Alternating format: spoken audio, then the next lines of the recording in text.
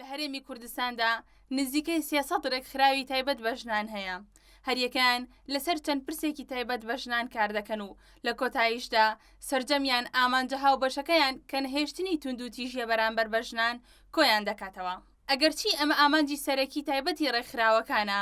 بەڵام بەشێک لەم ڕێکخراوانە یەکدەنگنین و ئەمەش لەلایەن بەشێک لە ژنانەوە بۆتە جێگەی ڕەخنە و پێیان وایە ڕێکخراوەکان کەوتونەتە ژێر کاریگەری هەژمۆنی حیزبەکانەوە.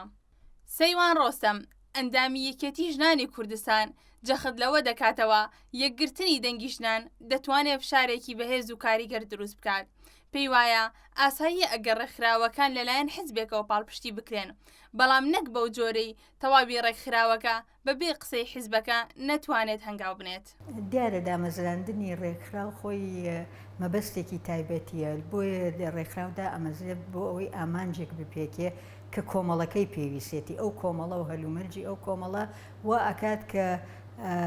کەسەکان تاکەکان بیر لەوە بکەنەوە کە ڕێکخراوێ دا بمەزێن. ئەو ڕێکخراویش لە ناوەکەی خۆیان ڕێکخراوە بۆ ئەوەی کارێکی تایبەت بکە. جا ڕێکخراوەکانی ژنانیش کە هەیە هەمویان بۆ مەبەستێک دروست بوون بۆ ئەوەی کە ئەو ستەمەی لەسەر ژن هەیە، ئەو نابەرامبەریەی کە ژنان لە کۆمەڵی ئێمە تووشی بوون بنبڕی بکەن یا هەوڵ بدەن بۆ کەمکردنەوەی لە هەموو بوارەکانە. زۆر شێوازی ڕێکخراوەکان جیاوازن، هەندێکیان هەیە جەماوەرین، هەندێکیان هەیە ڕێکخراوی مەدەنین کە بۆ مەبەستێکی تایبەت بۆ یەک بابەتی کۆمەڵایەتی یا بابەتی ژنان دروست بوون. وەکو بڵێ ڕێکخراوێکە تایبەتە بە تونند و تیژی، ڕێکخراوێکە تایبەتە بە تواناکانی ژنان، تایبەتە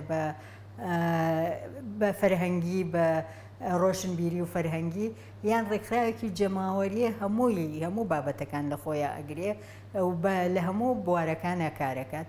ئەمانە کە هەن بەڕاستی ئەمە یەکێکە لە سیماکانی سیستمی دیموکراتی کە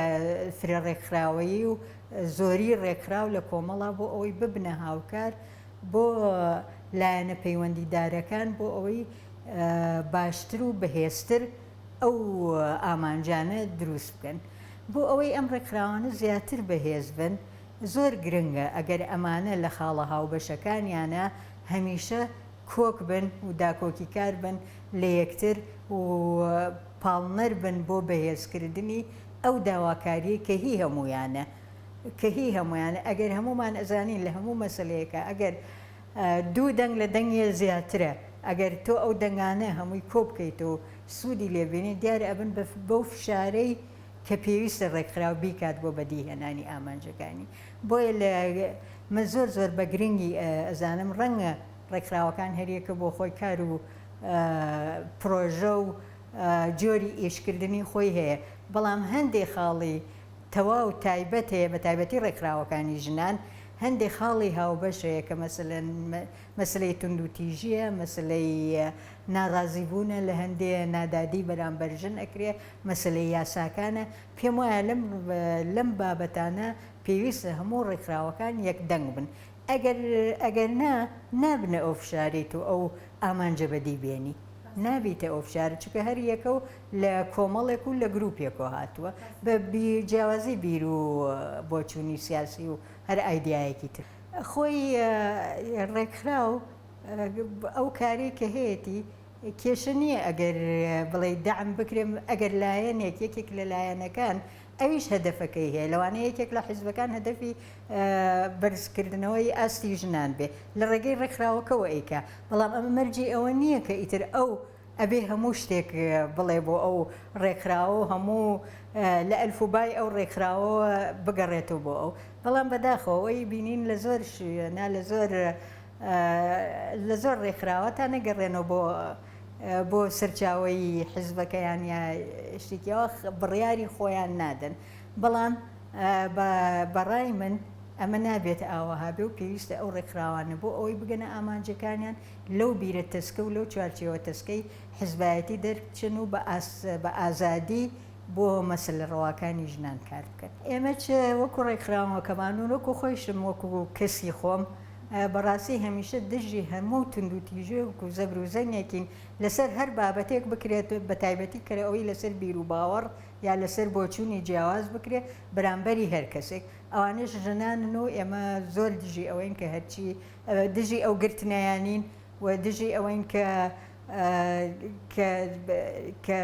ڕێگە نادەن چاویان پێ بکەوێت دژی هەموو ئەوانەی کە بەرامبەری هەر ژنێک ئەکرێ و لە هەر کوێیەک بێ ئیجا ئەگەر ژنی کورد بێ ئەمە دژی ئەوەین کە ئەگەر زەبر و زەنگ لەگەڵ هەر ژنانی هەر کوێیەکی دنیا بکرێت ئجا ئیستا ئەگەر بەرامبەر ژنێکی کورد بکرێ حتمما من زۆر دژی ئەوەم و بە هیوام یعنی ڕێکخراوەکان هەمویان ببنە فشار بۆ ئازادکردنی ئەو ژنانە. هاوکات بان و هەڵەبجەیی ئەندامی ڕێکخراوی ژنانی ئازادی کوردستان بە گرنگی دەزانێت کە هەموو ڕێکخراوەکان یەکدەنگ بن، بەڵام پێی وایە ڕێکخراوەکانی ژنان لێرە لەژێر ناسنامەی ژندا کار ناکەن لەژێر کۆنتڕۆلی حیزبەکاندان. ئێمە وەکو ڕێکخراوی ژنانی ئازادی کوردستان یەکێکین لەو ڕێکخراوانەی کە هەمیشە لەسەر جادەین و بەرگریمان لە مافەکانی ژن کردووە و تێکۆشانمان کردووە و هەر کارەساتێک ڕووی دابیانی لە ئەگەر نەتەوەیی بێ ئەگەر ژنانی بێ ئەگەر کەسایەتی بێ ئەمە بە پێی توانای خۆمان ئێمە بەرگریمان لێ کردو و داکۆکیمان لێ کردو و لە محکەمەکانیشە زۆر جار بەشدار بووین لە کەیسەکانە. یعنی کە شتێک لە کارەساتێک لە دهۆک بێ لە هەولێر بێ لە هەرێمی کوردستان بەگشتی بێ یا لە هەر چوار پارچەی کوردستان بێ لە هەر شوێنێکی ئەم دنیاە ژنێک عەزاب چێژێوە ئازانی خۆمانین چونکە ئەو تونوتیژەی لەسەر ژن ئەکرێ لە هەر وڵات و شوێنێک بێ لەسەر منی ژنەکە لێرە لەبەرەوە ئێمە پێمان خۆش و هەموو دەنگی ژن هەموو یەک دەنگ بێت بەڵام بەداخەوە ئەم ڕێکخراوانە هیچیان لەژێر کۆنتڕۆلی ناسنامەی ژنانین هەمویان لەژێر کۆنتڕۆلی حیزبایەتی بەرتەسکان ئەگەر شتێک کارەساتێک ڕووباتون دوتیژیەک ببێت یعنی بە کەمترین دەنگ یەنە گۆ باسی لەسەر ئەکەن بەداخەوە ڕێکخراوە ژنانەکانی ئێرەش لەژێر کۆنتڕۆلی حیزبا بێبەرینین هەتا حیزب پیان نەفەرمێت ئەوان ناتوانن هیچ شتێ بکەن یعنی کاری سووک و ئاسانەکەن بەڵام ناتوانن هێزێک و قووەتی ئەوان هەبێ کە بتوانن بەرامبەری حاکمێک بۆسنەوە ئەگەر کەیسی ژنێک بەلان ڕێبەرێتەوە. بۆ نمونە ئێمە ئێستاکە تقریبەن ئەوە 25 ڕۆژە سێ ئەندامی ئێمە کە ڕۆشتبوون بۆ یادی کارەساتی شنگال بۆ پاڵپشتیکردنی ئەو خۆسەرەی لە شنگال بەدی هاتووە بە خوێنی شەهیدان لەو سەرکە گەڕانەوە لە بازگەیەکی پارتی دموکراتی کوردستانە دەست بەسەر کردانەوە بۆ ماوەی 25 ڕۆژە و لە هەموو ڕاگەیاندنەکانە بەڕای گشتیمان ڕاگەیانەوە بە هەموو ڕێکخراوەکانی حتا جیهانیشمان ڕاگەیاندووە. ئەنی لە چەند ڕۆژی ڕابردووە بینیمان لە برۆکسل دژی ئەو سێژنە چالاکی کرا لە وڵاتێکی غەرب. ئێمە لە ڕێکخراوی تۆڕی هاوبەشی شاکە تۆڕێکە بریتە لە چەند ڕێکخراوێکی ژنانی کە هاوبەشین پێکەوە کار بکەین حتا لە لێشا بڵاومان کردوێتەوە تاکو ئێستاکە ئەو ڕێکخراوانە تەنیا کەمپینی یەکریزی ژنان نەبێ و لەگەڵ دایکانی ئاشتی ئەوان لێدوانیان هەبوو بەرامبەر بەو تونندو تیژەی کە کراوتە سەر ئەو سێژنە ئەو دەست بەسەرکردنە ئیتر هیچ ڕێکخراوی وەکو کەسایەتی وەکو ڕێکخراو هەتاکو ئێستاکە نەسڵاوێکیشیان داوە نە هەواڵێکیشیان پرسیوە بەداخەوە ئەم ڕێکخراوانە هەمویان سەر بە حیزبن ئەبێ ئەمر لە حیزبەکانە وەرگرن ئینجاکە ئەتوانن قسە بکەن ناڵم لەژێر نازنامەی ژنە ناتوانن هێزی ئەویان پێنێتی وەکو ژن بێنە پێشەوە بەرگری لە مافەکانی ژن بکەن بۆ ئێمە هەموو جارە لە لێدوانەکانمان لە چالاکیەکانمانە هاوار ئەەکەین ئەڵێن باوەکو ناسنامەی ژن دووربین لە حیزبایەتی بەرتەسکە وەکو ژن بەرگری لە مافەکانی خۆمان بکەین و تێکۆشان بۆ مافەکانی خۆمان بکەین هەموو یەک بگرین بەڵام بەداخەوە هەتاکو ئێستاکە ئەوان بەو شێوەیە نایەنە پێشەوە هیچ لێدوانێکیشیان نییە. ئێستاکە گەورەترین کارەسات کە لە تالیبان ڕوویدا گەورەترین کارەساتە بۆ سەر دۆسیەی ژن بۆ مافی ژن ئەگەر خوا نەخواستە مەیسانیامەی خەڵک قسەی لەسەرەکە ئەگەر بێت و ئەو هێرشەی کە لەسەر تالیبان کردێ سەر ئەفغانستان و ئەفغانستانی داگی کرد ئەگەر بێت و هاوپەیمانان دەست لە هەرێمی کوردستان و عێراقیش بردن زیاتر ژن زەرمەند دەبێت چونکە ئەزانین ئەو داعش ئاسان کە حکمی ئەم وڵاتانە ئەگرنە دەست بەداخەوە کەسێک نییە بەرگری لە مافی ژن بکە و مافی گەلی کوردیش بکە لە ئەساسە ئەم تۆڕی هاوبەشە کە دروست بوو لەسەر ئەساسیەوە دروست بوو هەموو ڕێکخراوە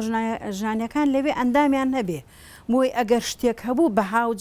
جەمی گشتمان کار لەسەر ئەو کەیسە بکەین بەڵام بەداخەوە چەند ئێمە سەردانیانەکەین ئەچین سەردانی هەموو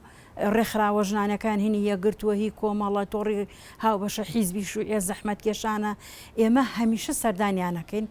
بەڵام ئەوان هەتاکو ئێستاکە بێدەنگی هێزی ئەویان نییە بەیان نامەیە دەرکەن.